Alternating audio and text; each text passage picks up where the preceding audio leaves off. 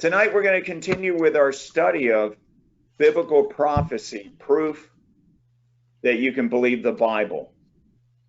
And we covered a lot of ground last week. We're going to do a little bit of review, but I realized 3 of the predictions in the Old Testament, I said these should be looked at together.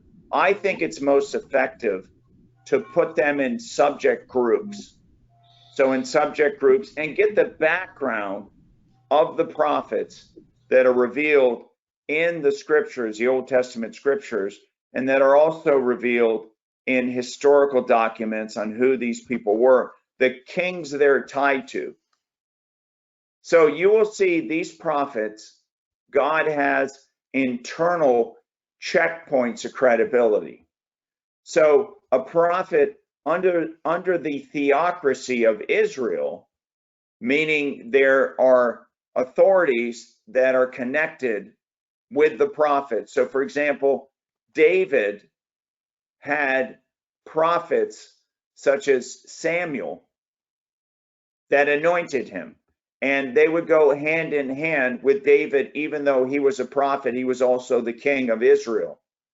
So there would be a prophet as part of that kingdom of Israel, and that prophet would speak on behalf of the Lord. So you will see the prophets of Israel are generally always linked with historical kings. Even when Israel was overthrown by the Babylonians and Daniel and other Jews were dragged off into captivity into Babylon, into the Babylonian Empire, they are linked, the prophets of Israel, to kings, Babylonian, Medo-Persian, Persian kings, such as Darius, Cyrus, Nebuchadnezzar, Belshazzar. So those kings create historical data points of chronological time and kingdom time, kingdoms of these different kings, not only Jewish kings, but kings Babylonian, Medo-Persian, Assyrian, and others. So turn to the book of Micah, chapter 1. Please turn to Micah, chapter 1. Let's get an idea for this thing. Okay, Micah, you look at him historically and the kings he is linked to. And you could study these in historical time. When did these kings exist? The very first verse of the prophet Micah. The word of the Lord that came to Micah, the Morasthite, in the days of Jotham, Ahaz, Hezekiah, kings of Judah, which he saw concerning Samaria and Jerusalem. Notice first thing, it's the word of the Lord that comes to Micah. Second thing, in the days of the kings, they are linked to kings. They are linked to historical data points of kingdoms and specific kings of Judah. Micah is in this context here. We're going to return back to Micah, but dwelling on this point of being linked to historical kings, God has put in his book historical links of authenticity, where these prophets don't come out of the blue in some mythology. No, they are linked to leaders of Israel and Babylon and Medo-Persia and Persia. Why don't we take a look at Isaiah? Look at Isaiah chapter 1. Let's see, is Isaiah linked to any kings? Are there, and by the way, Micah was around 770 BC. That's when these kings of Judah existed. Micah was 770 BC, and we're going to return back to the prophecy of Micah. But let's take a look at Isaiah chapter 1. Let's see if there's any reference to kings in Isaiah chapter 1. Is there a historical reference that the prophet is connected to kings? Yes. What do we see here? The vision of Isaiah, the son of Amos, which he saw concerning Judah and Jerusalem in the days of Uzziah, Jotham, Ahaz, and Hezekiah, kings of Judah. These are the same, some of these kings, as the kings we saw in the book of Micah. Two separate books of the Bible, two separate prophets of God, one Micah, one Isaiah, both linked to kings, both of them linked to Jotham, king of Judah, Ahaz, king of Judah, and Hezekiah, king of Judah. Uzziah wasn't mentioned in the book of Micah. So you get the picture. What about Daniel? Would Daniel be linked to various kings? Well, why don't we turn to Daniel chapter 1, verse 1. I never thought of this until today, preparing for this Bible study. I realized, wait a minute, they're all linked to known kings. Well, Daniel starts off by saying, in the 3rd year of the reign of Jehoiakim, king of Judah, there's one king. Jehoiakim, king of Judah, was not mentioned by Micah, and Daniel, by the way, came in later in time. Those other two, Isaiah was 783 to 683 BC. You can write that down. That's when those kings existed. That's when he existed. 783 to 683 BC. I already mentioned Micah was approximately 772 BC.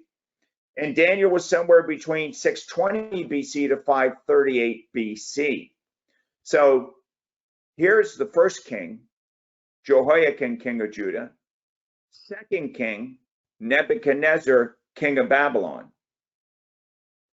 comes to Jerusalem and besieges it. Then you go through the book of Daniel, and you will see he's also linked to King Darius. He's also linked to King Belshazzar. He's also linked to King Cyrus. He is linked to these kings that you will find in the clay cylinder scrolls of writings about Babylonian and other kings. For example, you will see that Nebuchadnezzar and Belshazzar that are referred to in the book of Daniel are found in this cylinder of clay that is an extra biblical source showing these two kings, Nebuchadnezzar and Belshazzar, in I think it's called the Nabonidus Chronicles in a clay cylinder. So they're linked to known kings. These kings that are in the book of Daniel are verified in other places in historical writings and inscriptions and clay cylinders. Now, the second thing we need to understand, we're going to look at 5 of these prophecies, but I gave you the background of the 3 prophets, Micah, Isaiah, and Daniel, and the linkage to the kings. Micah we looked at last time, chapter 5, verse 2. Why don't we turn back to Micah chapter 5, verse 2.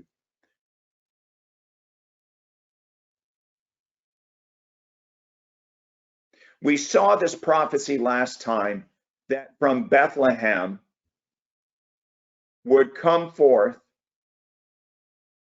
the one to be ruler in Israel. Well, that could be anybody, any ruler in Israel, right? Until you get to the next verse. Whose goings forth have been from old, from everlasting. What ruler of Israel has been forever? Has always existed. From everlasting time past. In other words, had no beginning, had no end, and that they always existed. Well, that's God.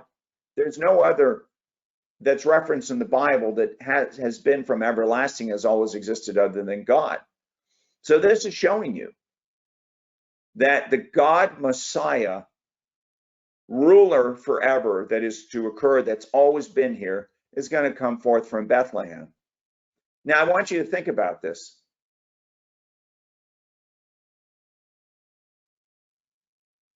That when it says it will come forth from Bethlehem, and that's going to be the ruler in Israel, whose goings forth have been from old, from everlasting, going forever and ever, that has to be God, because we don't know of any other thing, human, or any entity whatsoever that's always existed.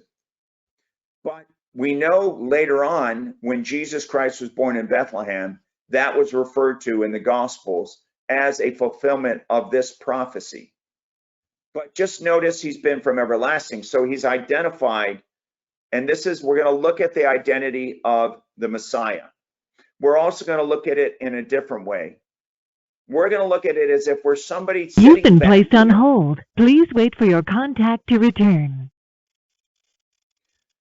Okay, we're going to look at it a different way. I don't know what that meant. I've been placed on hold. I don't know if the recording is still active, but we're going to look at it a different way. I think somebody needs to unhold me. I guess I've been muted or something. So take me off hold, please. We're going to look at it a different way. And the way we're going to look at it is you're sitting back there reading the book of Isaiah, or you're sitting back there reading the book of Micah or the book of Daniel, and you're trying to figure out, what does it mean? So you're looking at Bethlehem. You see the ruler, this ruler of Israel, is going to come forth out of Bethlehem. He's been from everlasting. What must that mean? He's been from everlasting. Well, it must be God is going to come forth from everlasting. Now, that would be a person that believes God, that believes God's scripture, that believes God's writings, that believes God's prophets. Another person would look at this and say, oh, Bethlehem, you know, some ruler's going to come forth from you. Oh, it's probably just poetry. It means whatever I want it to mean. So I'll make that be my son who's born to me.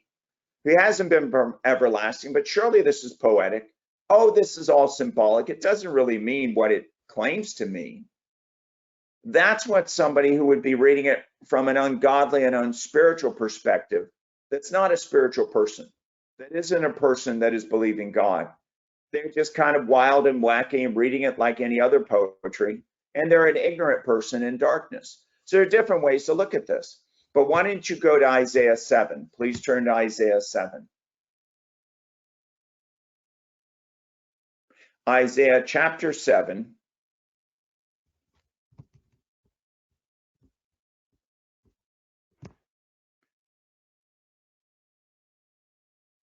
And why don't we turn down to, now here we go again, Isaiah 7:1, you have this relation to kings.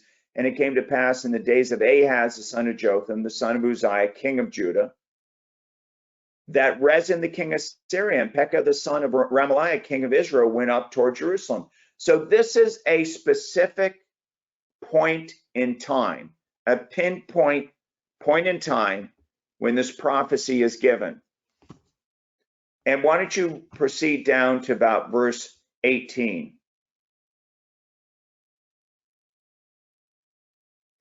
Go back to verse 14, please.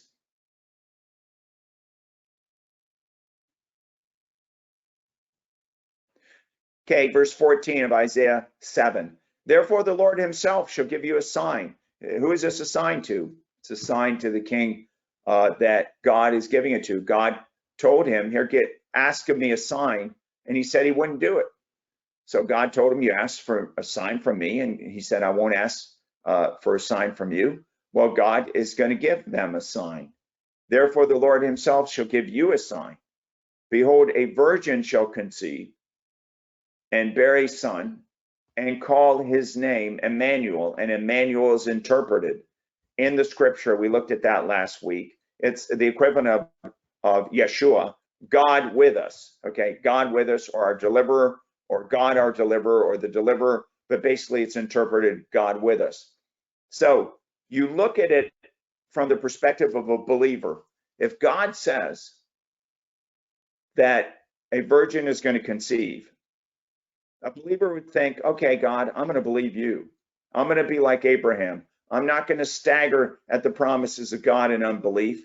I've never heard of a virgin conceiving any such thing until they came up with test tube babies and strange things like that. But, you know, God, back then, no virgin conceived, but I'm going to just believe you. When you say a virgin's going to conceive, and when you say a virgin is going to bear a son, and remember that, I'm going to believe it, because you're God. You made trillions of stars in the whole universe, and you could do anything you want to do. And I'm going to believe it. And shall call his name Emmanuel. So somehow being interpreted, say Yeshua, or God with us. I'm going to believe that this son born to a virgin is going to be called by the name of God with us, and therefore is probably going to be God with us. So I'm going to just be a believer that there's a power in the universe greater than me that mankind is not the smartest power in the universe, that mankind had nothing to do with making the stars and the earth and the planets and all the animals, not one single thing to do with making an apple tree or a watermelon. And I'm going to trust in the one that made all those things. When he says a virgin's going to conceive and bear a son, call his name Emmanuel, he's going to be God with us, I'm going to believe that. Now, the other side of the story would be somebody reading through this kind of, daydreaming, and, oh, the Lord himself is going to give you a sign, behold, a virgin shall conceive. And they would scoff at it. It's not true. It's just poetry, or it's just an allegory. It's kind of like these Greek mythologies. Some virgin conceiving and bearing a son. Oh, maybe that's the goddess Diana that everybody is referring to, or some other deity like that. One of these idols, some ridiculous interpretation of that. So they put on their unbelieving mindset, just like many atheists today say this can't be a prophecy of Jesus Christ, and you ask them why not, and they don't have a single good reason. But this is a tool to understand that when God says things are going to happen, they're going to happen. And last week we saw the fulfillment of this prediction, where Mary as a virgin actually did conceive and bore a son and called his name Yeshua, basically Jesus. Why? Because Joseph was told, this is what you're going to call that child by the angel of the Lord. You will call him Jesus, Yeshua, God with us. So that's exactly what happened. That's exactly what happened. But from the perspective of somebody back then, a believer in God would see it was going to happen. So they would believe the truth. An unbeliever in God would come up with all kinds of things, like they come up for the whole Bible, to be Bible doubters. But turn to Isaiah 9, verse 6. Please turn to Isaiah 9, verse 6.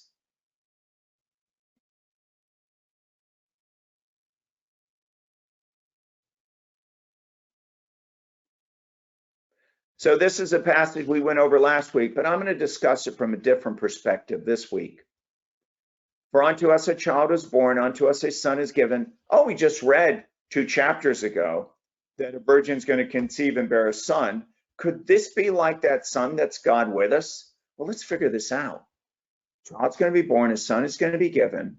The government shall be upon his shoulder, and his name shall be called Wonderful Counselor, the Mighty God.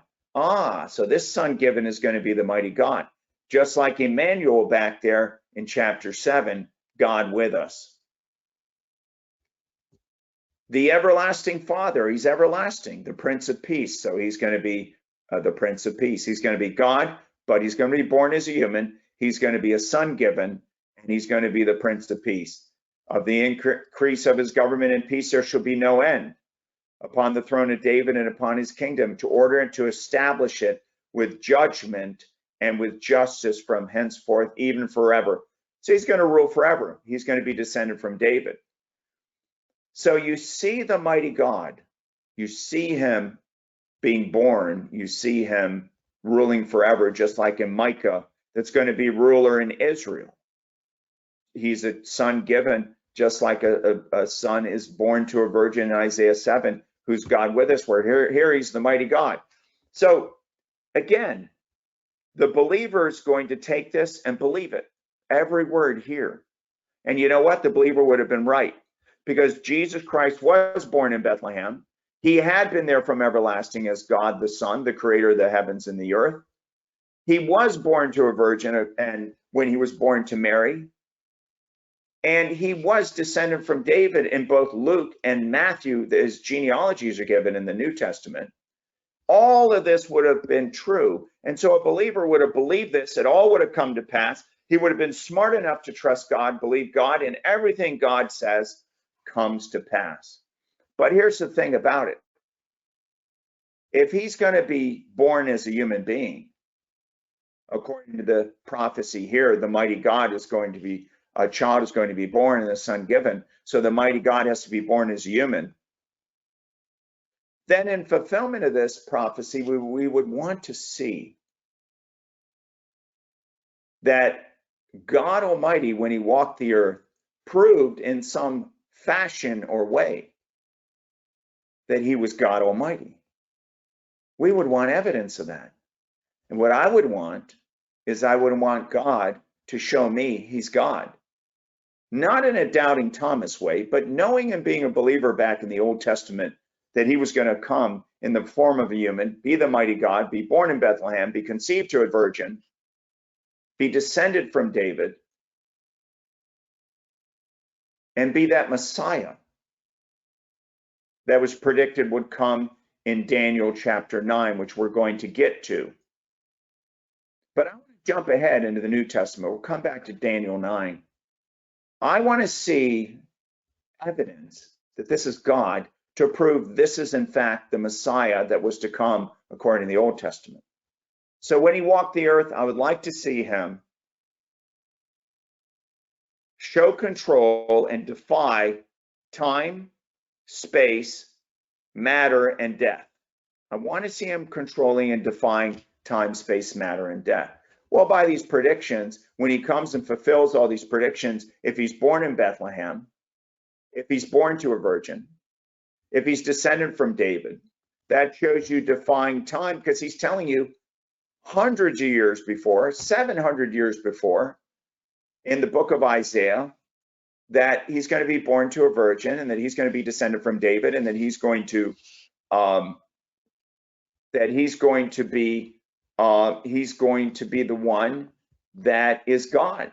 So he's defying time by predicting in Micah where he's going to be born, the nature of his birth, how he's going to be born, who he's going to be born to, and all those things. And in Daniel predicted when he would come, and we'll get back to that prophecy, and when he would die. So let's say he fulfills all that. Okay, he shows he defies time by telling you hundreds of years before he comes, where he's going to be born, when he's going to come, when he's going to die, who he's going to be born to a virgin, and so on. But how does he defy matter? How does he defy matter? How does he show his control of matter as only God would? Well, why don't we turn to Matthew chapter 14, please.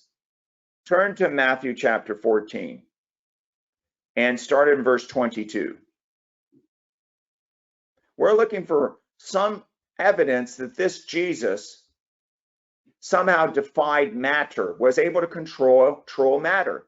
Well, I won't turn to the verse about it, but we know this, that when he was in a boat and the boat was sinking and the waves and the seas were sinking the ship and there were violent seas and he was sleeping in there. And they got him up and woke him up and said, "Don't you know we're perishing?" He went out there and he said, "Peace, be still." And the oceans were calm. So he controlled the weather. Does that control matter? Yes, it does. But let's look at another way he does that. Start in verse 22 of Matthew 14. Okay, in verse 22, and straightway Jesus constrained his disciples to go into a ship and to go before him into the other side while he sent the multitudes away. And when he had sent the multitudes away, he went up into a mountain apart to pray.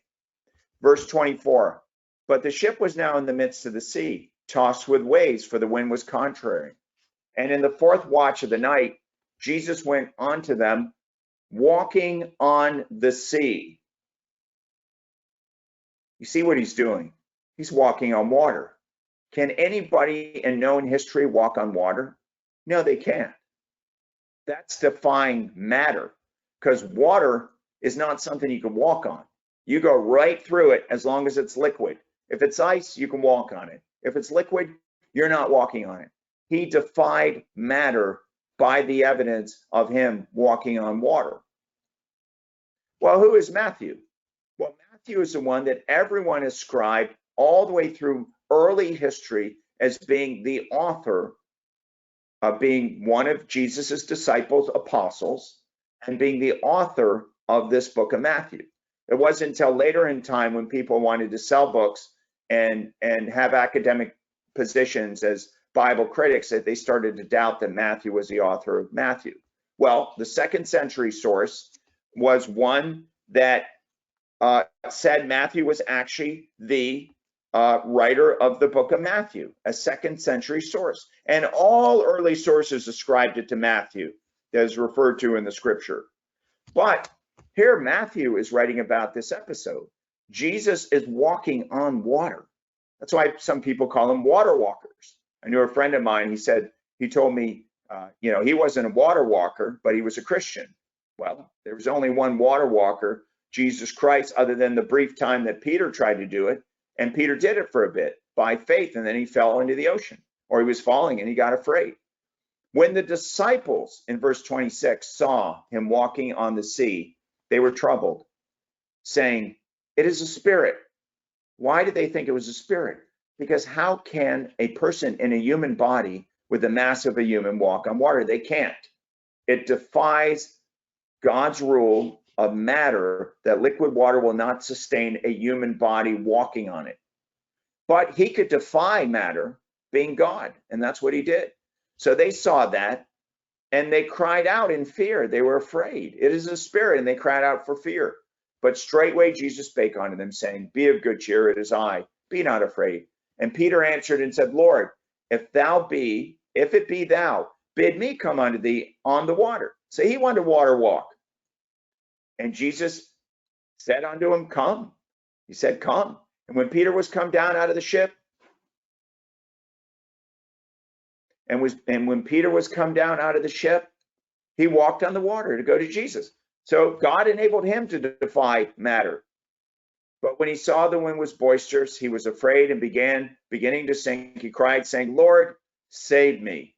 And immediately Jesus stretched forth his hand and caught him and said unto him, O thou of little faith, wherefore didst thou doubt? So there we see him defying matter. There's many examples of that. Why don't you go to John chapter 20, verse 19. Please turn to John chapter 20, verse 19. This is proof that he is the one, the mighty God that came in the form of a man. I want to see him defying matter, okay? I want to see him doing these types of miracles. Well, in John chapter 20, verse 19, what does he do? Then the same day at evening, being the first day of the week, when the doors were shut, where the disciples were assembled for fear of the Jews, they're in there, they have closed doors. In other places, it says how it was locked. Came Jesus and stood in the midst of them. He's literally either materializing in front of them or he is walking through walls. But he materializes in front of them. He comes through into that space, saith unto them, Peace be unto you. And he appears unto them. And he showed them his hands and his side where they plunged a spear through there. And they saw the Lord. So, and there's another episode just like this further on in this passage in John, where he is materializing in them, and they're behind locked they're behind locked doors.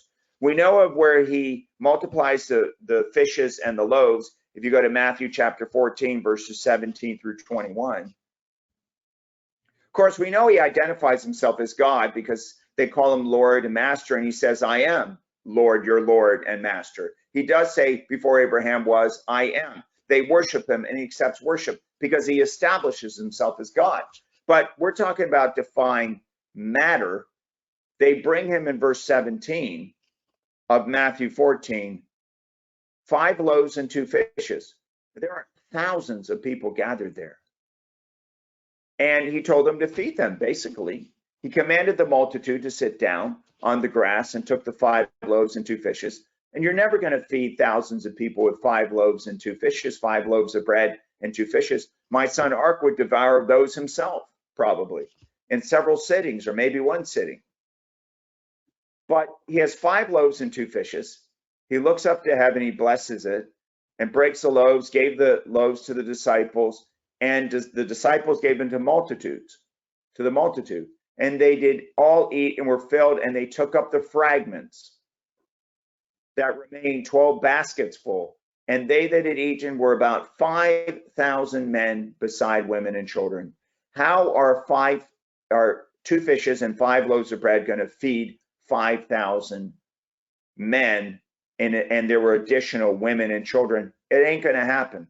Never would it happen unless God, who controls matter, is able to miraculously multiply these loaves and fishes to enable 5,000 men and women, and besides additional women and children, to eat. And that's exactly what he did, proving by his actions that he is God. Now, bear in mind, death, I'd like to see him have control over death. And he proved he had control over death by raising the dead himself, Lazarus, by giving other people power to raise the dead, like Peter and Paul, by being raised from the dead himself when he was raised from the dead, proving that he is God, he has control over death.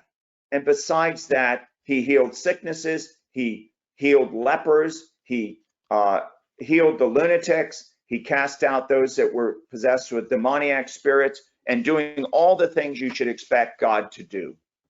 Please turn back to the book of Daniel. Now, Daniel chapter 9, please.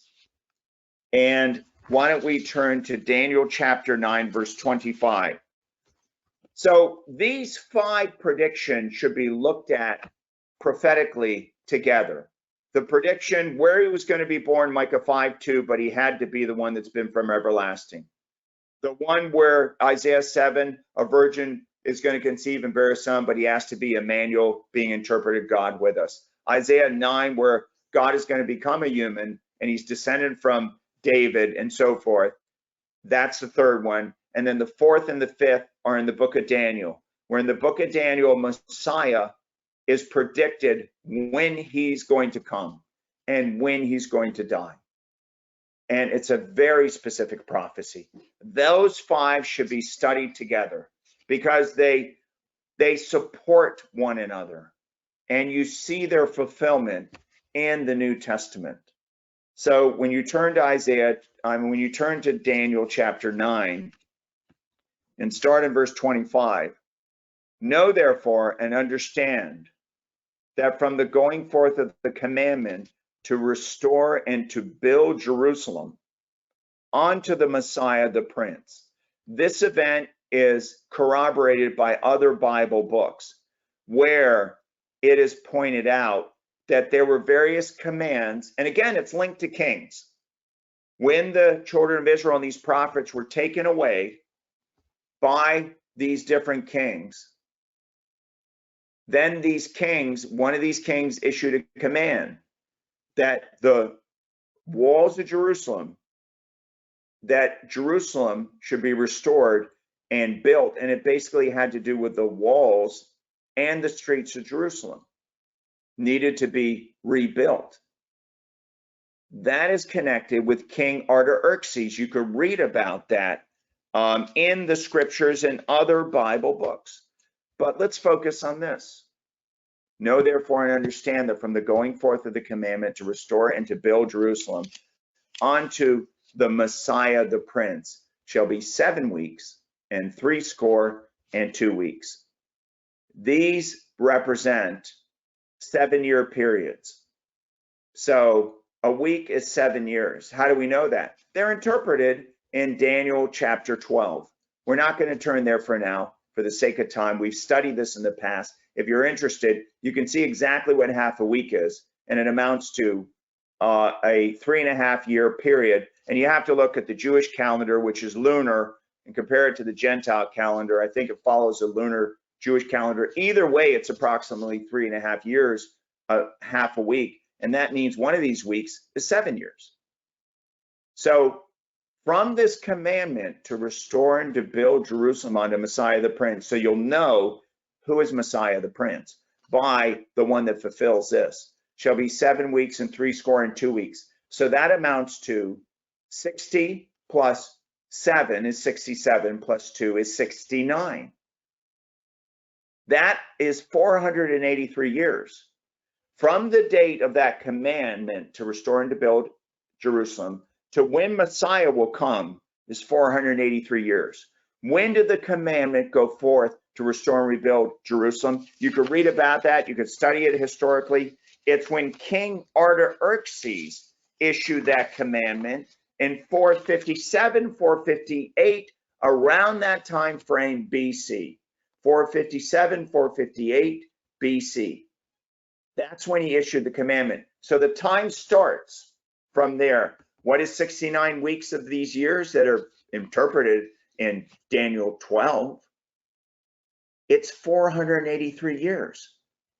So from 457, 458 BC, 483 years from then, what date is that? 26 to 27 AD. Exactly when Jesus Christ was manifest. 26 to 27 AD. He was probably around 30 years old then, but it comes around the time, exactly the time that Jesus Christ was manifest in his earthly ministry, being around somewhere around 30 years old. You could give or take a few years here or there. Supposedly he was born between 2 BC to 4 BC. And so that lines up perfectly. When Jesus Christ came, this prediction was fulfilled. The Messiah had to come around AD 26, around AD 27, because that's when Artaxerxes issued the command to restore and rebuild Jerusalem. And 483 years after their Messiah to come.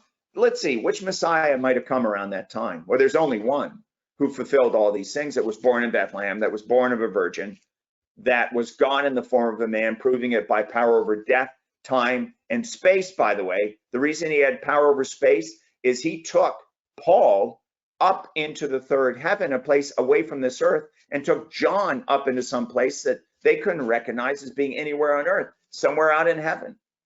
So he showed he had power over space as well, time, space, matter, and death. So here's the only one in the history of the world that fulfilled all these predictions. Jesus Christ. Yes, he came around AD 26 is when he manifested himself. Yes, he was born before that in Bethlehem of Judea. And then we know when he died. He died about from the time the walls were rebuilt in troublous times. So let's continue with this. So you got to follow through with 483 years after the commandment goes to restore and rebuild Jerusalem, which was in 457 BC or so, around that time, by King Artaxerxes. You can read about that in the scriptures. Jesus Christ comes 483 years later, around AD 26, AD 27. Then the street shall be rebuilt, getting back to Daniel 9. The street shall be built again, and the wall even in troublous time. So the street is rebuilt, and the wall in troublous time. You can read about that in Bible books. After 62 weeks, so that's 62 weeks, Messiah is cut off. That shows you the street and the wall were rebuilt around 401 BC. And what does that amount to? It comes around 33 AD, 34 AD, 35 AD, around that time approximately. That's when Jesus Christ died.